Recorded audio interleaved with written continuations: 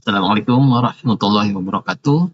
Salam sejahtera bagi kita semua. Perkenalkan, nama saya Teddy Septian Hanadi dengan NIM 0563901133 dari program studi Sistem Informasi.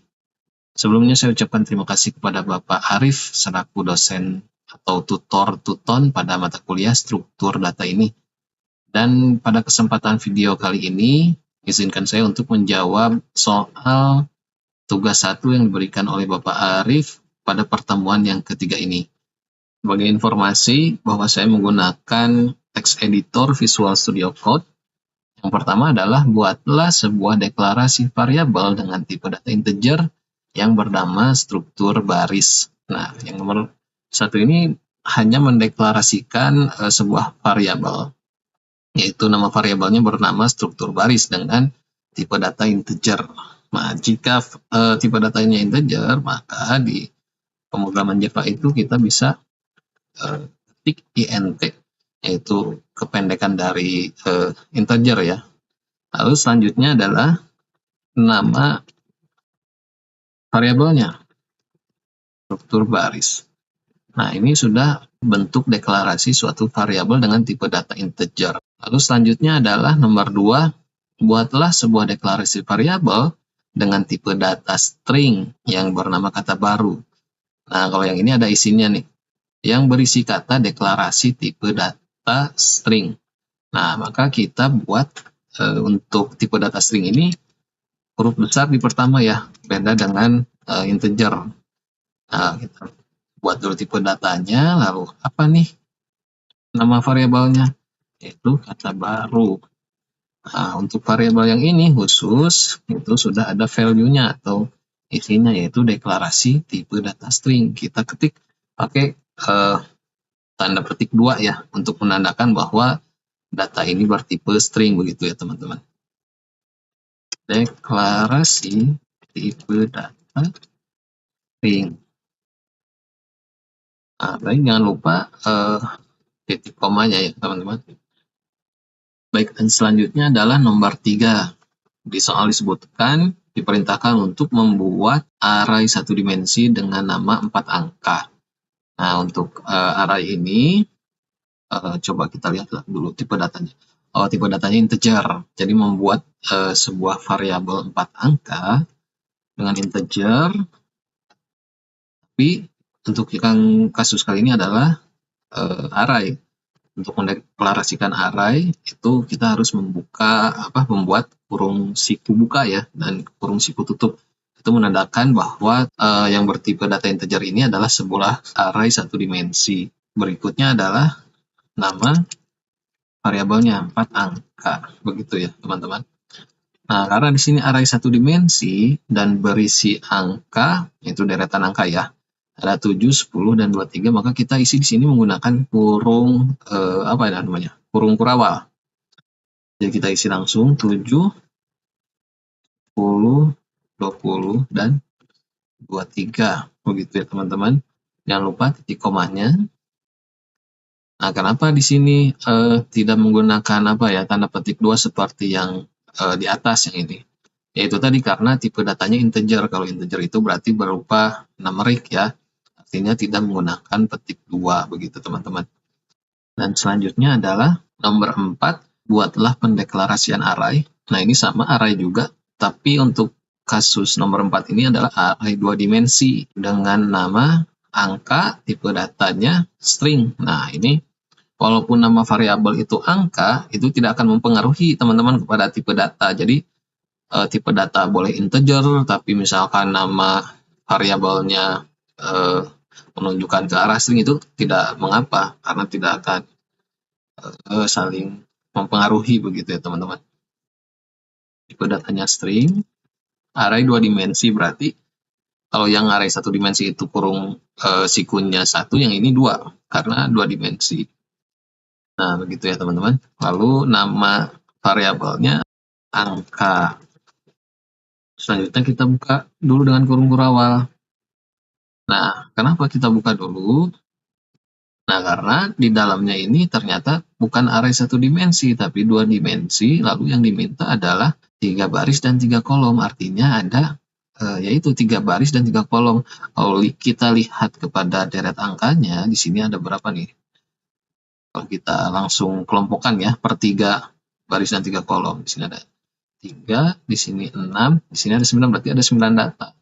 Itu pas, berarti kita bagi aja per baris itu 3 kolom. Caranya sama, di sini dibuka lagi kurung kurawal, kita isi nilainya dengan 1, 3, dan 5. Lalu kita pisahkan dengan apa? Dengan koma. Nah, kita turun ke bawah, buka lagi kurung kurawal, 14, 19, dan 20. Lalu berikutnya turun lagi ke bawah, yaitu 22, 27, dan 29. Nah, lalu kenapa di sini ada tanda merah ya teman-teman? Nah, ini kan artinya kalau di Visual Studio Code itu tanda merah adalah salah nih ya. Artinya sintaks ini ada error atau ada kesalahan penulisan. Kalau kita lihat di sini tipe datanya adalah string.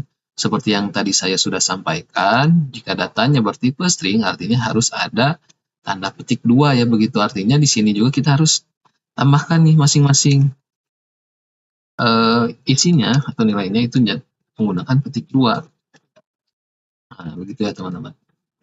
Kalau di Visual Studio Code itu bisa begini nih. Ini di blok, lalu kita petik 2. Nanti otomatis yang depan dan belakang itu langsung ditutup oleh pasangannya.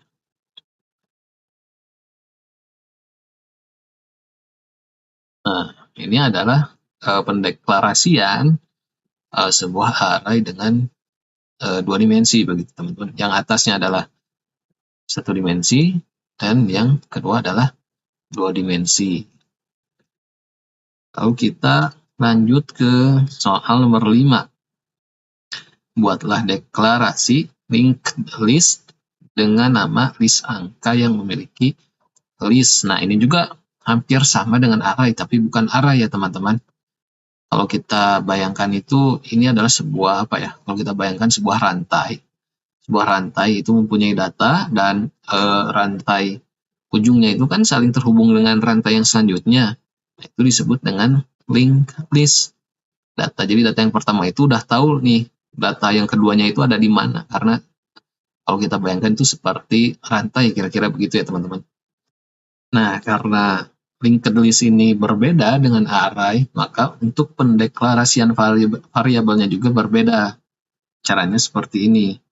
Kalau kita biasanya menginput tipe datanya di awal, untuk linked list ini enggak. Kita panggil dulu ininya linked list, lalu dibuka dengan kurung sudut.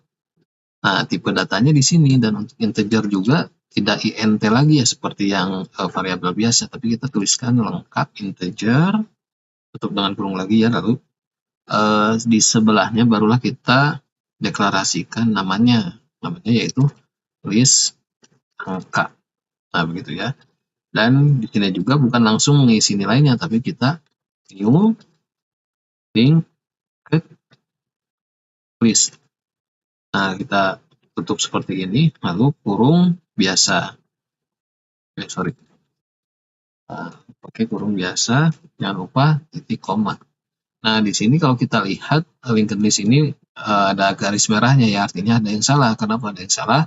Karena kita belum mengimport utility dari Java-nya. Caranya bagaimana?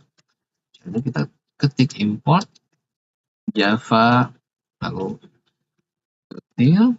Nah, di sini kita tulis linked list. Nah, ini kelebihan dari text editor Visual Code.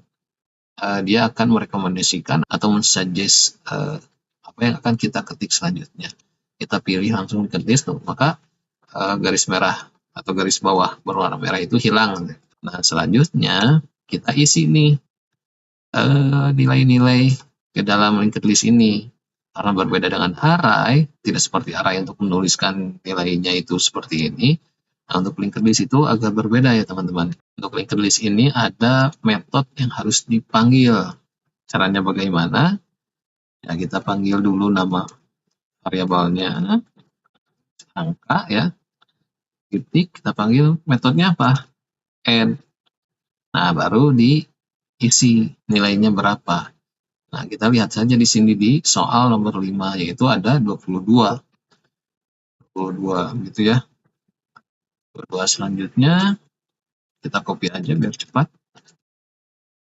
22 19. Kita kopikan lagi ke bawah. 44. Berikutnya adalah 60. Lalu berikutnya adalah 72.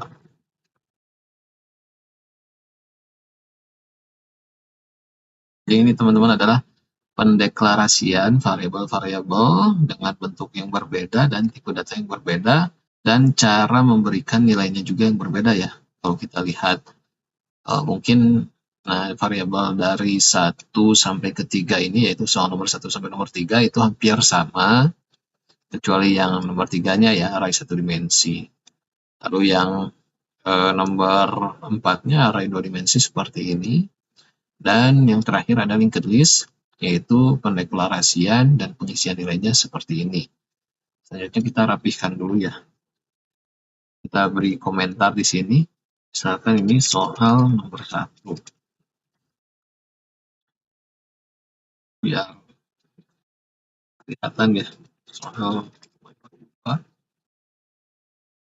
Berikutnya soal nomor 3. Soal nomor 4. Dan soal nomor 5. Baik, sepertinya soalnya hanya sampai nomor 5 dan perintahnya hanya membuatkan atau mendeklarasikan variabel-variabel.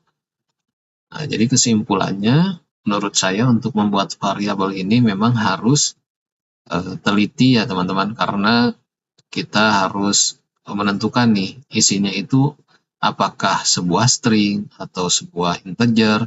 Kalau misalkan integer, nah jangan dibuat tipe datanya menjadi string, karena nanti tidak akan bisa dilakukan operasi matematika kepada variabel tersebut. Dan kita juga harus mengetahui cara memberikan nilai kepada variabel yang berbentuk array 1 dimensi atau 2 dimensi. Dan mungkin yang agak ribet ya, yang linked list itu agak berbeda pendeklarasiannya. Jadi mungkin ini yang bisa saya sampaikan. Sampai bertemu di video yang lainnya. Wassalamualaikum warahmatullahi wabarakatuh.